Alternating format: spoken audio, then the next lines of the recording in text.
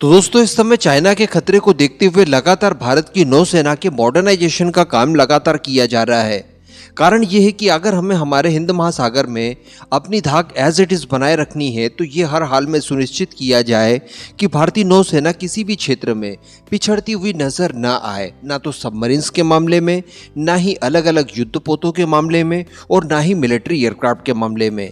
हर तरह से वो सशक्त हो जाए। अगर ऐसा होता है तो हिंद महासागर की रक्षा हम लोग आसानी से कर पाएंगे। आफ्टर ऑल भारत 3 तरफ से समुद्रों से घिरा हुआ है। ऐसी परिस्थिति में भारतीय नौसेना का ताकतवर होना हर हाल में जरूरी है। और अगर किसी भी नौसेना की ताकत की बात आप कर रहे हैं तो वहां पर एसएसएन को यानी न्यूक्लियर अटैक सबमरीन को आप नजरअंदाज कर ही नहीं सकते। लेकिन समस्या यह है कि भारतीय नौसेना के पास एक भी न्यूक्लियर अटैक सबमरीन यानी एसएसएन है ही नहीं। न्यूक्लियर सबमरीन्स हमारे पास जरूर है जिन्हें कि एसएसबीएन कहा जाता है। इनका इस्तेमाल हम लोग बैलिस्टिक मिसाइल को लॉन्च करने में करते हैं, जो कि भारत की सेकेंड स्ट्राइक कैपेबिलिटी को सुनिश्चित करती है। अब अगर एसएसएन की बात की जाए तो कुछ डीजल इलेक्ट्रिक सबमरीन्स हमारे पास जरूर है। इसके अलावा वर्ष 2028 तक एक एसएसएन हम लोग रशिया से लीज पर लेने जा रहे हैं। ये और जल्दी हो सकता था, लेकिन चूंकि रशिया इस समय युद्ध में व्यस्त है, इस वजह से इसमें काफी ज्यादा डिले हुआ है। लेकिन इसी के साथ साथ हम लोग कई बार डिस्कशन कर चुके हैं कि भारत अपनी स्वदेशी परियोजनाओं को आगे बढ़ा रहा है, जिसके तहत भारत घर पर ही एसएसएन का निर्माण करेगा। और पिछले समय हमें देखने के लिए ये मिला कि इसे क्लियरेंस मिल चुका है। प्रोजेक्ट 77 के तहत इस बार शुरुआती चरण में 2 सबमरीन यानी एसएसएन का निर्माण भारत के अंदर लोकली किया जाएगा। और इससे भी अच्छी बात यह है कि क्लियरेंस मिलने के अलावा हमारे सदाबहार दोस्त फ्रांस द्वारा इस बात का आश्वासन दिया गया कि भारत को किसी भी तरह का कोई भी टेक्निकल सपोर्ट चाहिए होगा तो वो हम प्रोवाइड कराने के लिए तैयार हैं। इसी बीच खबर निकल कर आती है, कुछ समय पहले हम लोगों ने डिस्कशन भी किया था कि आने वाले 1 दशक में भारत अपनी नौसेना की रिक्वायरमेंट को फुलफिल करने के लिए ढेरों सबमरीन्स का निर्माण करवाने जा रहा है। इसके लिए विचार हमारा ये है कि 30 से लेकर 31 बिलियन डॉलर्स तक का इन्वेस्टमेंट किया जाए। आप समझ सकते हैं कि ये बहुत भारी भरकम इन्वेस्टमेंट माना जा सकता है। अब बड़ी बात यह है कि ये जो 31 बिलियन डॉलर्स तक का इन्वेस्टमेंट हम लोग करेंगे, इसमें से लगभग 30% हिस्सा हम लोग अकेले 2 एसएसएन सबमरीन की परियोजना के लिए इन्वेस्ट करने जा रहे हैं। तो अगेन आप समझ सकते हैं कि एसएसएन किसी भी देश के लिए कितनी आवश्यक है और इसे डेवलप करना, तैयार करना कितना ज्यादा चुनौतीपूर्ण काम हो सकता है कि हमारे टोटल बजट का 30% अकेले केवल 2 की संख्या में बनाई जाने वाली एसएसएन के ऊपर इन्वेस्ट किया जाएगा।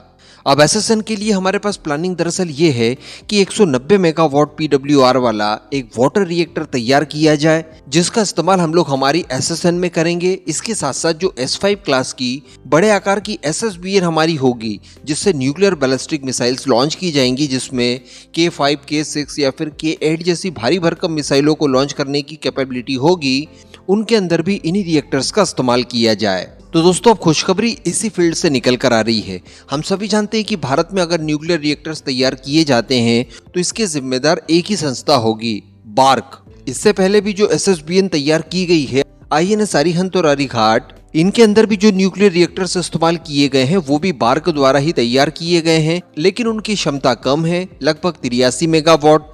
अब हमें ऑलमोस्ट इसके 2 गुने आकार का और 2 गुना पावरफुल न्यूक्लियर रिएक्टर तैयार करना है। तो अब इसी को लेकर आईडीआरडब्ल्यू की एक रिपोर्ट के अनुसार ये बताया जा रहा है कि एसएसएन परियोजना को फाइनली हरी झंडी मिलने के बाद बार्क को भी इस बात की हरी झंडी मिल गई है कि वो नेक्स्ट जनरेशन का 190 मेगावाट वाला न्यूक्लियर रिएक्टर तैयार करे। अब आप यहाँ पर सोच रहे होंगे कि यार अभी बार्क को अगर हरी झंडी मिल रही है तो पता नहीं कब बार्क इसे तैयार करेगा और कब ये इस लायक होगा कि इनका इस्तेमाल हम लोग हमारी एसएसएन में कर दें।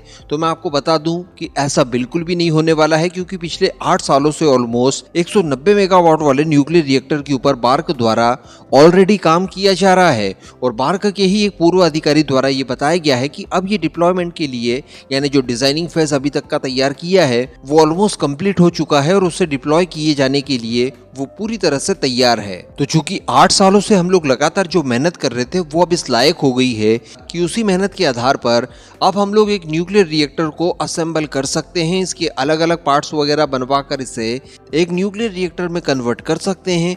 उसके बाद इसकी टेस्टिंग वगैरह हम लोग शुरू कर सकते हैं। इस पोजीशन तक हम लोग पहुंच चुके हैं और बताया जा रहा है कि ये जो 190 मेगावाट वाला न्यूक्लियर रिएक्टर तैयार किया जाएगा, ये इनके द्वारा बनाए गए पास्ट में जो 83 मेगावाट वाला न्यूक्लियर रिएक्टर था उसकी तुलना में ज्यादा मॉडर्न और अपग्रेडेड होगा।